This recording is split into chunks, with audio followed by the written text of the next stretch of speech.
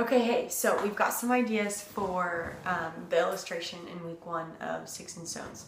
So we're thinking the whole point is about how God looks at the heart and not what's on the outside. Right. So we're thinking maybe you could get like some kind of bag of food. Like I was thinking maybe just like a to-go bag from Chick-fil-A and a to-go bag from maybe Boston Market, because no kid likes Boston Market. Right. And you can like crumple up the Boston Market one, make it look all ugly, and then have them pick. You know, if you had to pick which bag of food, which one would you want? They're all going to go for Chick-fil-A.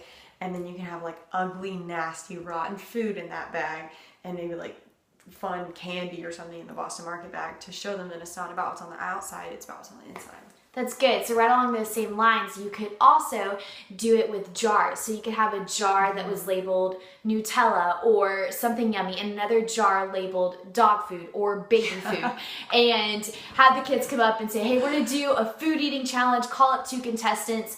Don't show them the labels on the jar yet. And you're like, okay, there's 2 jars. I'm not going to tell you what's in them just yet. But first we got to see who's going to pick their jar first. So then have them play like rock, paper, scissors. Whoever wins, then turn the jars around so they can see the labels and be like, okay, the winner gets to pick first. Which jar do you want? So of course the winner's gonna pick whatever jar looks good. Yeah. And then you open it up, give them spoons, and be like, all right, on your marks, get set, go. But of course the contents are gonna be flipped. So the one that looked good on the outside ends up being nasty. Another way you could illustrate it. What else? You could even do it with cake.